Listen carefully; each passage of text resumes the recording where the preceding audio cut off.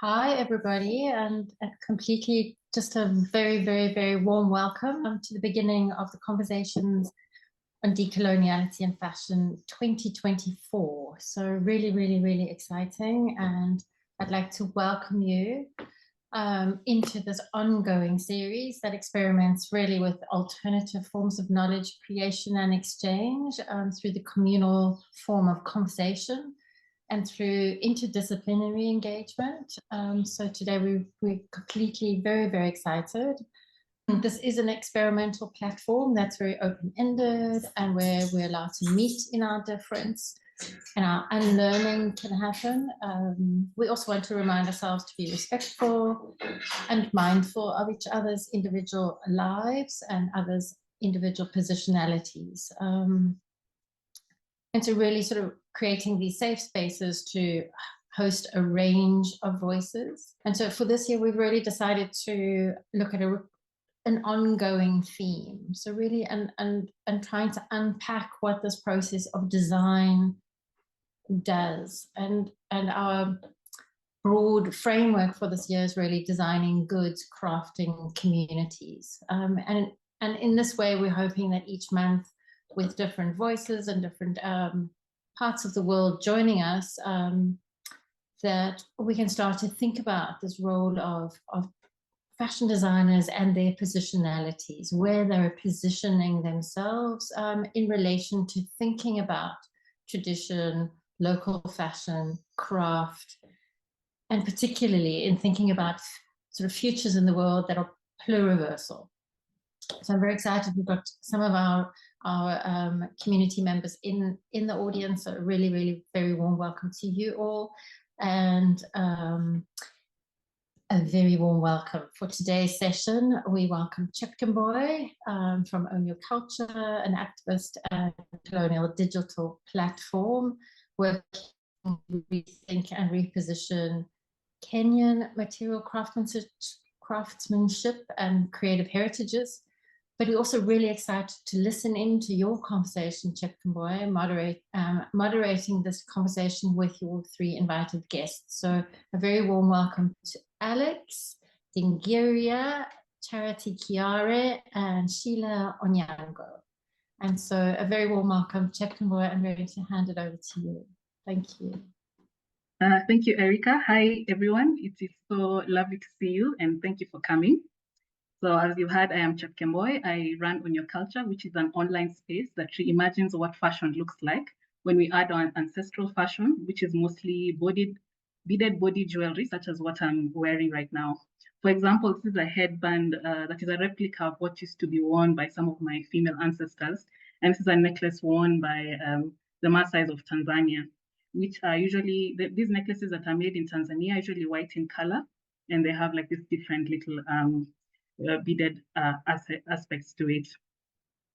So I started this work for many reasons, but mostly it was a personal quest to define what fashion really means to me in the context of my ancestry and heritage. Kenya and the larger East Africa is full of various and diverse people, languages, and culture. Some communities have retained their ancestral fashion, while for others, all that is left is old photos and old items in museums here in Nairobi and Kenya and abroad as well. In my work, I explore and try to revive through design and styling these old jewelry, and I work with different bead artisans, which is mostly a trial and error process, as we only have old photos, which are usually black and white or like really old. We can't really see the details as much as we'd like. Over the years, there have been efforts to resuscitate our ancestral fashion, but they haven't succeeded much. However, over the last 10 years, there have been artists, designers, and musicians who use their talents and skills to revive our ancestral fashion or ancestral heritage, such as our language, our literature, and body adornments. So today I have invited some of those creatives, such as Charity Kiare, who is of Kiare Africa, who adds a musical element to ancestral fashion. This is a sample of Charity's work. You can see it's a circular beaded necklace with a lot of beautiful feathers in feather artwork in tangerine color. Circular necklaces are a very prominent aesthetic across Eastern Africa. For example, this necklace is from Tanzania, which is right next to Kenya. And then I also have this necklace. This is also another sample of these types of necklaces, but this is found up north in northern Kenya, worn by Turkana and Pokot people. And I purchased this necklace from a Turkana woman. We also have Sheila Onyango of Okapu. And at Okapu, they designed very beautiful kiondo bags. So what she's holding is a modern version of a kiondo. So traditionally, a kiondo would look more like this, the older versions, and they're more brown in color and they're made of sisal. And it's woven intricately, usually by women from the central parts of Kenya. And then finally, we have Alex, who is the co-founder of Kaliworks, where they transfer ancestral heritage aesthetics onto fabric, such as the cave paintings that you can see on this sweater, and these cave paintings are found all around Africa. And this t-shirt, which is an illustration of a Samburu woman that you can see here. So I will now hand over to them to explain more in depth about their processes and to explain their work in their own work. And for Alex, Sheila, and Kiaria, you can speak in whatever language that you feel is most comfortable for you, and we'll try to translate. Thank you so much, Chepkemboi. Well, you had my name Charity because, of course, it's the name that you will find on my identity card, on like all my school documents and all that. But I have, of course, a native name, which is Nduta. So Kiaria is my surname, and that's where I created my brand name from. So Kiaria in depth means something wide, diverse, big. So I decided, because my inspirations come from all over Africa, why don't I just go with my surname? So Kiaria means something big, wide. So it's more like saying diverse, big, bold Africa. So that's where I got my brand name from. And I'm so excited to be on this space. I love such spaces. I feel like we need to have more of these conversations because it's very, very important. And the way the world is moving, the way the universe is moving, we need to have these conversations. So my creations, of course, are borrowed from different tribes, like Chepkemboi has mentioned. I get a lot of inspirations from the Maasai people, the Samburu, and the Turkana people who do a lot of beaded jewelry using wires. But then I thought about feathers as well. When I have been doing my research about tribes, many tribes in Africa actually just used to use a lot of feathers until to date. I am from the Gikuyu community. And for me, the Gikuyu, the Maasai, name them, the Luo people, you will always find an element of feathers. It's because they were they played a very, very spiritual impact and depth when it comes to rituals and ceremonies and all that. So I decided to merge that, not really forgetting how these things were made. So I decided to just put a modern aspect of it so that the modern people can actually relate to what the cultures used to do and how they used to make. So it's a way of borrowing. Like I said, my inspirations come from all over Africa. So the reason why, like the earrings I'm wearing with the, I don't know if you can see, they have the map of Africa, which is made from brass. And then they have the rounded rattan made from Rwanda. I have women who make this for me. And of course, the feathers, I get feathers from all over. Like we have so many birds in Kenya. And the neck piece, like Chepkemboi mentioned, this rounded, I decided to work with colors that people would feel like they're accommodated. I didn't want someone to always feel like, oh, I'm representing the Samburu only, I'm representing the Maasai. No, I wanted them to represent themselves, but through the eyes of our ancestors. And when I say our ancestors, I mean our ancestors all over. So meaning from the Samburu people, from the Gikuyu people, from all over. And something else I need to mention is that my creations are also very bold, because I always felt like when we are decolonizing fashion, we also need to decolonize who sets the standards for African creative.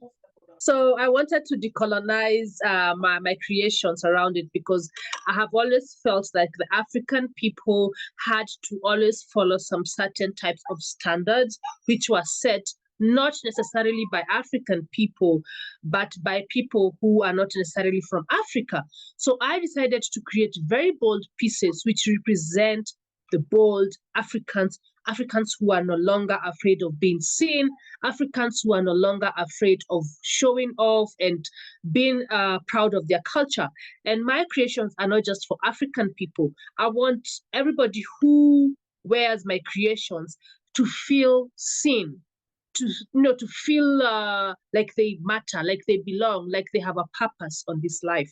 So that explains the boldness in my pieces. I mean, if you look at my fingers, all the bold rings that I'm wearing, this is just collected shells from the Indian Ocean.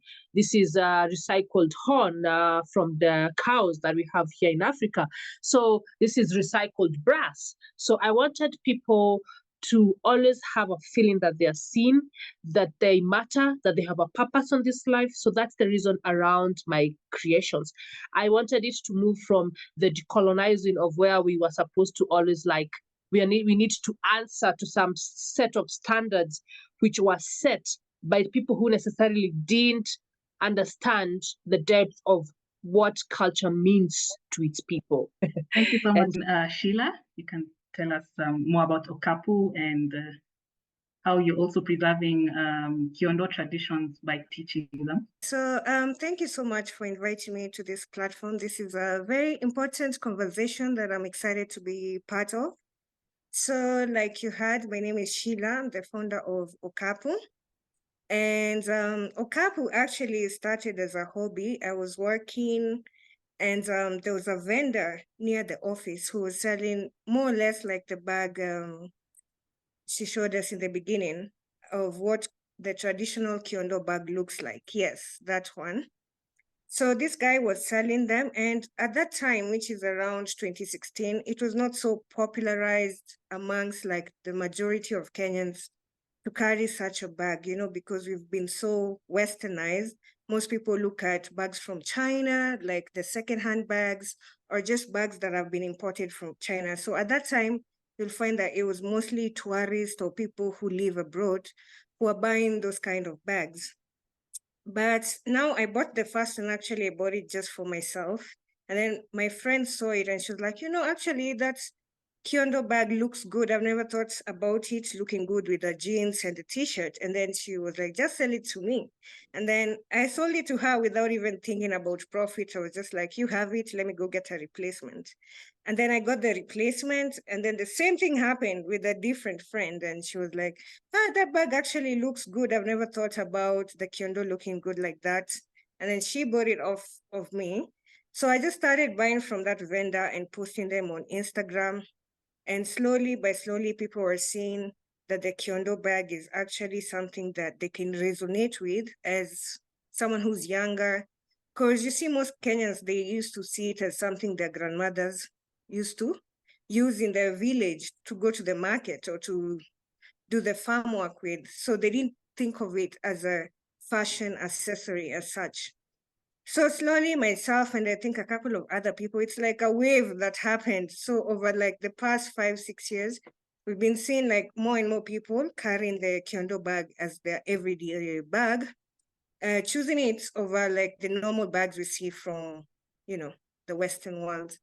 So it got to a time where I was like, we cannot be limited to just what is available in the market. Like there's so much more we can do with the Kiondo to make different designs and even to appeal to even more younger people and more different tastes of people.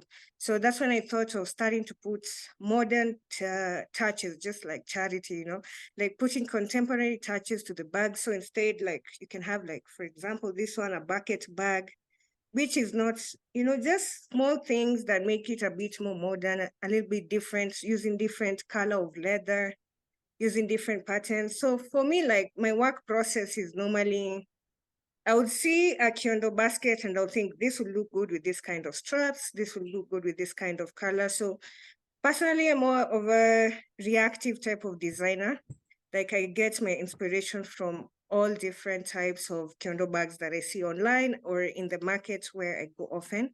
So I work with a group of women and they're in the village.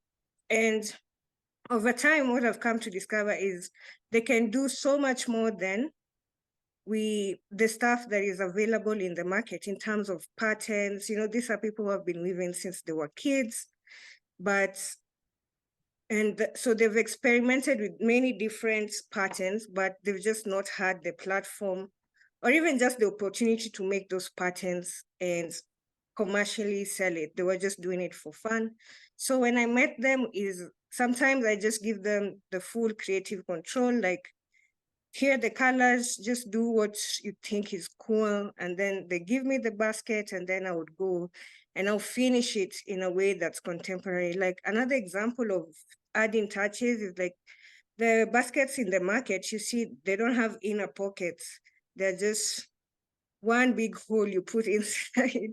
So me, as a modern woman, I know, like a handbag, you need at least one small pocket to put your mobile phone. You need maybe another zipped one to put like sensitive things. So those are the things. So for me, decolonization of fashion is just not, it's not getting rid of what we know as is contemporary, but it's sort of integrating the two and just making sure that everything that I put out as a designer has an identity. And the identity is this basket that women from way, way back who live here used to weave. So another thing is like, now you see with urbanization, not the tradition of weaving is not being passed down as it used to. So if something is not done about it, we'll find that 10 years from now, there'll be no one who's able to do like intricate patterns. So this is something that also I think should be part of decolonization, is making sure that the transfer of skills actually happens so that it's a sustainable craft, even for future generations. The second edition of Weave with Okapu is here. If you've always wanted to learn how to weave a kyondo, then this is your chance. I know some of you might have seen your grandmothers making kyondos, but now that you're a city girl, we are bringing the experience to you. Our weavers will come from Wingi to teach you all the basics of kyondo weaving, including how we can apply color. But even if this is not your thing, this is a very wholesome, chill, and intimate Sunday plan. You can bring your own bottle. There will be music from Melbourne, and it's our birthday. Started was as I started making kyondo bags, I would go to flea markets and different pop-up markets to sell the bags. And a lot of the people I used to meet, they would tell me, oh, I remember my grandmother doing this, but you know, she never got the opportunity to teach me because I live in Nairobi and she lives in the village, but she would just make for us. But they know their moms learned, but for them, they didn't. So a number of people are like, oh, I wish I could learn. I wish I could learn. I wish I could learn. So that's when I started thinking of a platform where we can encourage people to learn the kyondo basket weaving, so that, as I was saying earlier, it doesn't really die with the generation. It's something that can be ongoing.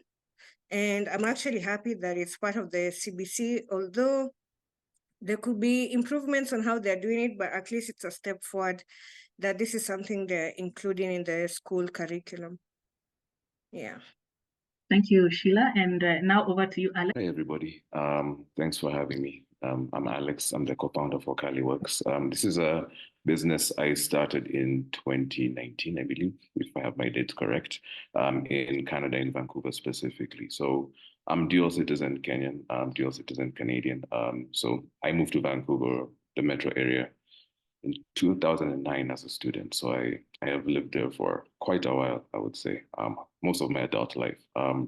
If you know anything about that part of the world, there's not many African or Black people. There's not many. So it was a very interesting experience for me, learning what it is to be African and Black. So it's not like I didn't value it before, but you know, when there is an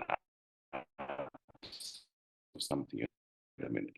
So this also includes things of cultural products, so fashion, accessories, etc., etc. So it got to a point where I'm like, you know what, even what's on the market was kind of like the generic stuff you find in Maasai market and stuff. So I was like, okay, let me now start something, because I know there's a yearning for this. When I travel back home and I pick up a couple of outfits for myself, and say, people always ask me, what's this about? So I started basically CaliWorks to curate my taste of African design. So I used to basically go around in different countries or talk to people in different countries, and then like, all right, hey, I like this product, I like this product, I like this product. And then I import it into Vancouver, and then I built a community for CaliWorks there. So what really drove it is, or that was the genesis of it, but really another thing is just like we're talking about is the whole cultural heritage and creation thing, and then how that relates to the input of labor, because as we're talking about here, both of those things are kind of devalued when it originates from an African perspective, or until it's given what do you call it? It's co-signed basically by somebody cool, meaning the global north. So that is really the genesis and the MO behind Caliworks. Thank you so much, Alex. I also wanted to ask the speakers, have any of you had any design training or anything of that kind? Starting with you, Alex, and how did that inform your view on your Kenyan heritage or the Kenyan fashion, especially the ancestral stuff or the beadwork or the traditional stuff? That's a great question. I have no design background at all. My degree is actually in policy studies in sustainability. So I'm a paper person. Okay, I write documents. That's what I've been doing that. So really, but in general, I mean, on a meta sense, yeah. This is me doing Caliworks is also kind of a reaction to how I grew up, because me as an 80s baby, 90s kid, the time that we're growing up, the arts and culture wasn't really valued as such. And for me, when I was a kid, I was a great artist. Like I could draw the hell out of things, right? So, but as I grew older, that was kind of trained out of me because I had to be a great worker for the economy and blah, blah, blah, and that kind of thing. So some of, I guess this is also in rebellion to that, but no, I don't have that. But I do have a design sense, fashion sense. I credit a lot of that to my mom in particular, for because she used to buy me cool clothes. If you look at all my childhood photos, I'm pretty dressed up. Like I look pretty cool. And then my mom herself, like she's one of those people, like she just dress up, and then she'd be like, "Hey mom, where are you going?" But I said, "No, I don't have to go anywhere. I just be around and just look fly and stuff." So I've always had that in me, and I'm glad to experiment with that. Thank you. And Sheila and Charity, any of you have any kind of training, design training or fashion background of any kind? So for me, I don't have any background on designing. I mean, I've never been to school to study designing or any sort of, any course or anything. But I would say I grew up surrounded by women who are very stylish. My mom was very stylish. And like Alex said, if you look at my most of our photos, like me and my sister, we were always very dressed up. But it's interesting because we were always very different. I remember our neighbor used to always say, because he didn't have a way of explaining how, or like, he didn't have the correct words of, like saying what our style was. So I remember he always used to say, "You girls dress like Americans," because it's the closest thing he would say, because we were always so different. And I know that when I look at photos, even when we went to upcountry with my cousins, you could always pick us out. Like, we were only the kids who are very different in our dressing. So in a way, my mom shaped that. And I remember in high school, when we used to have our music festivals and all that, I used to dress people to go for music festivals, for funkies. So people always found me with that niche. And I was a very, very different teenager, even in where I pick stuff, anything. I mean, we will go together with you to the market at the same place we're choosing, we are thrifting, but I will choose very particular patterns and all that. So later on, after I've asked questions, because every time relatives used to ask me, "You remind us of so-and-so, you remind us of so-and-so." So so-and-so was our great-grandmother. She is now my great-grandmother. And I'm told that she used to be very, very a very, very cultured woman. And I look like her. So most people are reminded of her when they see me, like most of my relatives. So it's just something that started off. And for me, like I make my own, I make the neck pieces. I mean, the beadwork is made by women, but I fix the feather salon. I do this single-handedly, only that I have an artisan who does the brass, but I combine everything together. So I'll just say that some of these things you just have to be born with it, like you're gifted, but no school whatsoever. I have no background. In fact, my background is community projects and advocating for girls' rights and women's rights. So, no, I mean, I'm very impressed that this just came out naturally. For me, it's the same as our fellow designers. I don't have any training. I've never been to school for design work, but just like them, I think it was something that I had as a kid. Like, I had an eye of putting clothes together. It's something that I would do for fun, like just go to my wardrobe on a boring Saturday and try and put all the clothes in my closet together and see what works and give my family a fashion show at the end of the evening. But yeah, like I've never been trained. It's just something that's happened organically. I was passionate and it came together. I'm also curious, how has it been when you're working now in your different businesses and brands, developing these products? Do you work with, how is it working with the artisans, especially for you, Sheila and Charity? How do you learn from the artisans? For example, like, you know, you'd probably want, for Sheila, you probably want to work with certain colors, or Charity, you want to work with maybe a particular bead size. Have you been learning from the artisans as well how to do it, how to combine the pieces, how to combine colors, which beadworks last longer? I'm also curious to hear about Alex. When you're printing these designs, how has it been transferring it, you know, from like the cave paintings? Like, how did you come about transferring that onto fabric? So for me, yes, I definitely learn a lot from my artisan. Honestly, like for the past 5 years that I started the business, I feel like it's been a degree in itself, because when I started, I had no idea how leather is cut, how it's handled. And it's through experience that I've become more and more masterful in the craft. So as much as I can't really do it to the level of the people I work with, I have an idea of what is wrong and what is right, what can't be done, how long such and such takes. So those are things like, you know, even if you go to school, they can't really teach you. Experience, honestly, I think is the best teacher when it comes to design, because you can see firsthand what is going on. And even like for me, I would say even the artisans learn from me, because most of the artisans we work with are Juakali, they're informal. And you'll find that most of them are very close-minded. So you, with your advanced design brain, you go there like, I want to try this. And some of them will be like, this is impossible, but there are those who would be like, let us try. And then you end up seeing that this is something that actually can be done. So you see the artisan also ends up learning from you. So it's been that kind of exchange program in terms of knowledge. Regarding the cave painting, just some background for that. The other co-founder for Caliworks, my partner, is from Botswana, right? So what really informed this is the Tsodilo Hills in Botswana, which is a UNESCO World Heritage Site, one of the most important cultural sites on the planet. So that was really what inspired that directly. And in terms of the whole decolonial context, I think it's an interesting story, because what we did is we just went and found this artwork. It was somebody who made it, all right? So it already existed. And this is something we've done in several of our collections. And we put it on there, and we decided to give it meaning that, you know, with that specific artwork that existed. Not that we couldn't have commissioned it or made it ourselves, but, you know, like, as we talk about fashion, we give symbols meaning, or we are talking about how certain people have certain power to give things meaning, regardless of where it is created, right? So that was also an exercise in claiming that back, because obviously that cave art is, to me, it's specific to African heritage. And I really try to highlight that. So in terms of also transferring it to fabric, what we do, or how we build our brand as well, is working with people from all over Africa and in the diaspora. So when we first made the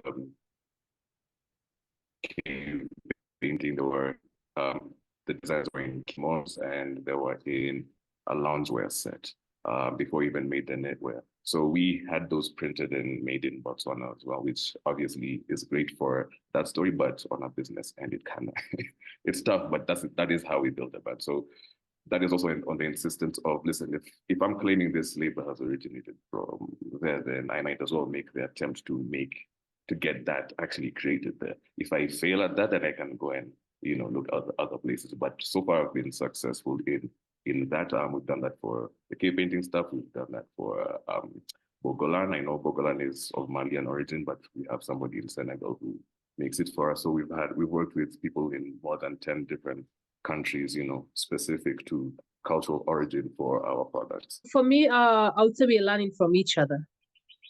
We are learning from each other because, for example, the beadwork, I have women who do the beadwork for me. but I single-handedly do the feather work myself. So it's been now me passing on the craft of incorporating the feathers, and also for them now teaching me how to do the beadwork. So I would say we get to learn from each other. But when it comes to colors and the combination, I'll have to go with what I want to create. So for me, I am solely responsible for like combining the colors and how I want them to appear and how I want the final product to look. Because most of these artisans, Okaku said, are not very open-minded people. They're just very close-minded because they're just used to make things like one design for the longest time. So they really have to work with your mind. And what I have also seen and worked for me is that over time, my artisans have actually learned to know, understand my style. Like, they know where I'm coming from. So when they're creating stuff for me, they know it's not for everybody. Like, it's not normal stuff they're used to create. For example, if you look at the neck piece I have, it's a bit like big, like it's very extra. So for them, they also have to go out of their comfort zone. So when I say, for example, we are making a neck piece that has 30 lines, they're only used to making a neck piece that has 12 lines. So for them, they also have understood that it is for bold, we're making bold pieces, and this is how she wants them to be. So I would say we were learning from each other, but by the end of the day, it has to be like internalizing my thoughts and my designs to them. So then they're able now to bring out what I have in mind and what I want envision as the last product. Thank you so much. I'm also curious because I know all of you also have international clients, people who are non-Kenyan or non-African. How do you handle the aspect of cultural appropriation and versus appreciation? From especially for Alex, who is both Kenyan and Canadian, how do you handle that? That is the number one question we get. And thanks for asking that, because we even put it on our website, by the way. It's in our about page. We're like, more about us. How do you feel? Like, we answer that because our whole thing is that, look, we're trying to do the right thing here by highlighting what I think is the greatness of design, African culture, labor, heritage, all that kind of thing. And if you enjoy it, if you enjoy what you're seeing and you realize that the person who is creating it is doing it in the right way, then it's hard for me to call that cultural appropriation, because then the person who is just looking at you blind doesn't have the context of what you just supported. You see what I mean? So I always try to lead with that, and I always try to make people comfortable in the sense of, yeah, I know it's touchy, I know, but just come and, try something. If you like it, I mean, I can tell you about it. If you see how, if you're not comfortable with it at the same time, great. So that's why we do we've done like very, very traditional statement pieces, and we also have t-shirts and streetwear. So we try to also make sure everybody is comfortable, but genuinely, for us, I think just in our process, we try and take care of that cultural appropriation by the time it gets to the. I feel for me, as long as you don't have like ill motives, my brand has made many people, like people in the diaspora, learn so much about the African culture. Because, for example, when you're coming from Kenya, most people from the diaspora, and especially the Western people, when they meet you, they have always thought we are all Maasai. Like every time you meet, are you Maasai? Are you Maasai? Because for them, that's the identity. If you're from Kenya, the identity of being a Kenyan has to be Maasai, because, I mean, those are the people who are still very much cultured and haven't lost their culture even in their dressing. So for me, I would say when it comes to culture appropriation, you have to be very careful on how you want to represent your pieces, because again, you also have to respect the original people. Like, for example, if it's the Turkana who have these colors and all that, you don't want to take away the credit from them. So by the end of the day, like I said, I get inspired by these tribes. Like, I try to mention that a lot, and it's something that I really work hard on trying to mention, that if you see these neck pieces and you see the colors, they're representing the Turkana people, they're representing the Maasai people, they're representing the Gikuyu people, and I'm only doing it in a twist, like in a more like a modern way that would fit everybody. So that's how I do it. Yeah, when it comes to cultural appropriation, I have mixed feelings about the whole idea. Because personally, I feel like society has come way too far to specifically for any one person to claim that one idea is theirs.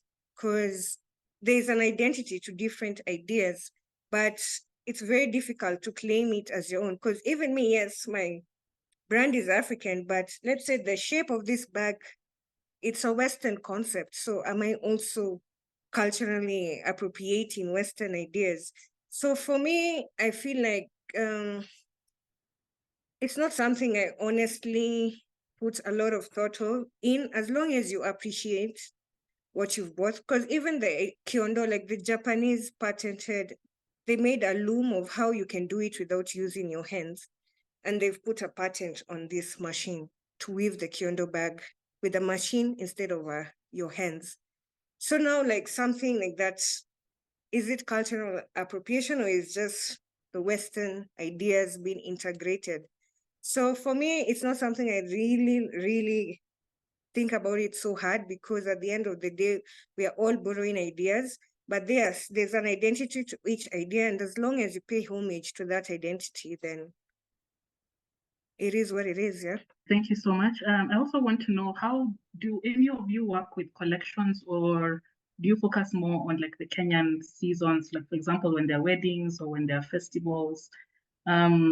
What is your process in creating your designs? Do you follow like the autumn, winter, the fashion calendar that's more Western, or do you follow more what your customers want, or how do you also work with the artisans? Is there a thing of, the timeline, the deadlines? Do they keep deadlines, or is it more of a relaxed thing? Like they'll make the pieces when they make the pieces, and they'll be done when they'll be done. I guess for myself, both, because I do serve both markets. So I have, as a business person, I have to be cognizant of seasons, right? Because the seasons are very defined in the global north, like fall, spring, summer, like it's for real. Whereas over here, it's not necessarily the case. So you can basically wear whatever it is. But with that said, it becomes a huge challenge. It becomes a huge challenge because producing for season takes a lot of resources, a lot of product development. You have to sample, you have to prepare the marketing, you have to do all the pitching too, because you're trying to sell by a certain time. So you really have to put a lot ahead of that. And that becomes tough when you're a small business, number one. Number two, you're a cultural business, especially when you cannot scale at at a level that will make you competitive with people who are producing similar products. So there's some product types that we do that where we've looked for wholesale for that. Let's say our kimonos again, our loungewear sets, which are basically the more modern machine, that kind of stuff. But for the more handmade stuff that actually takes time, it's hard to put that on a calendar. But generally speaking, on a personal level, I try not to subscribe to it, but I am also live in the real world. So for me, I would say, like Alex said, I don't really conform to seasons, but I would say, we create when we create. But when it comes to people in the diaspora, like most clients in the diaspora, you'll find, because most of my collections are very colorful, even most of my clothes are very colorful. So it will be more orders during summer, like when they are approaching summer, because that's when they get to wear most of my collections, like the feather earrings, like the feather necklaces, because that's when they can actually just wear color. Otherwise, the rest of the seasons, they're all covered up, like when it's winter, when it's spring and so wet and all that. So, but like Alex said, we just work with who is ordering what and at what particular time. And we just create. And for my artisans, they're just ready to create anytime we say we have to make this collection.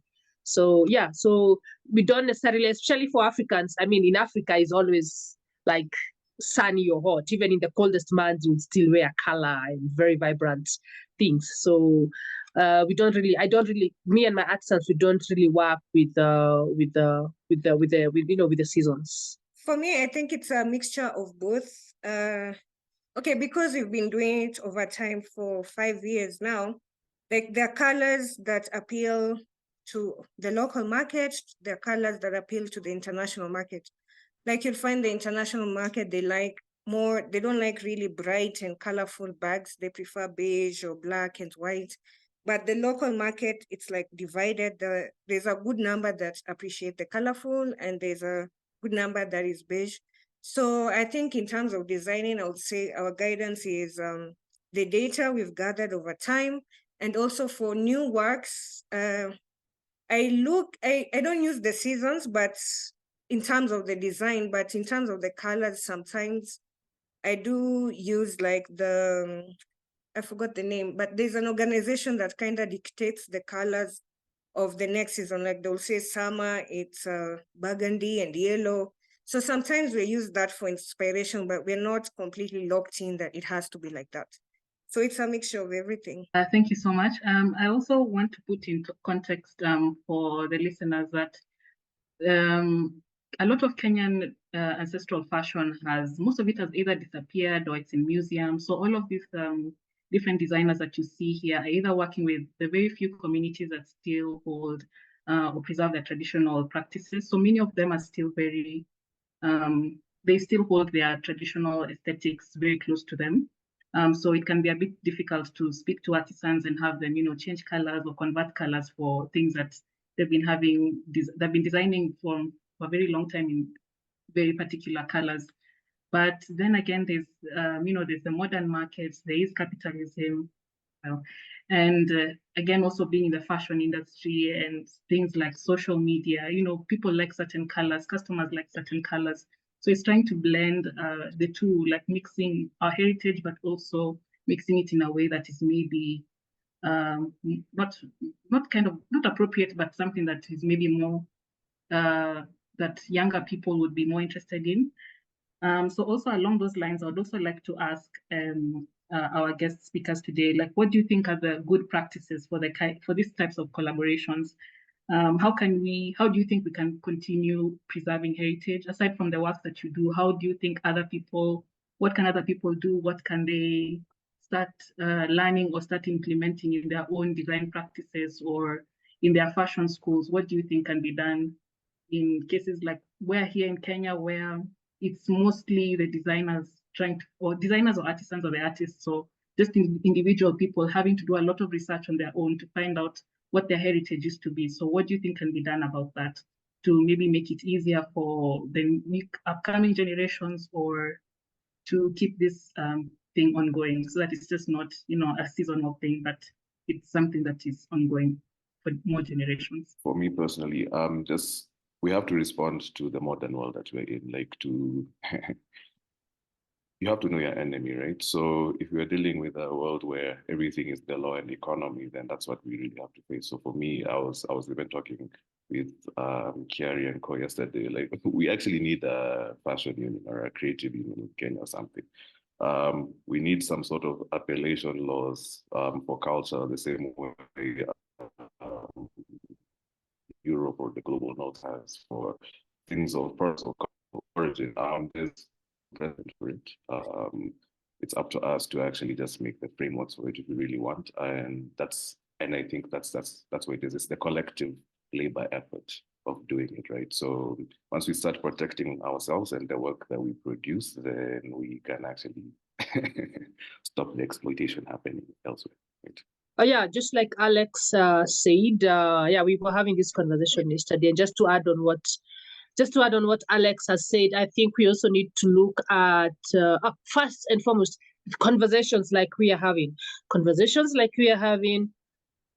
We need to have more and more of these conversations which around how can we preserve our cultures, how can we stop what has been happening over the years, and how can future generations be able to learn what our ancestors used to do. So it's about us as a generation. For me, I feel as an individual, I have a duty and an obligation to talk about this unapologetically, to be out there and be very vocal about it. And yesterday, still in the conversation that Alex and I and others had, we also need to work on our representation and identity as Africans.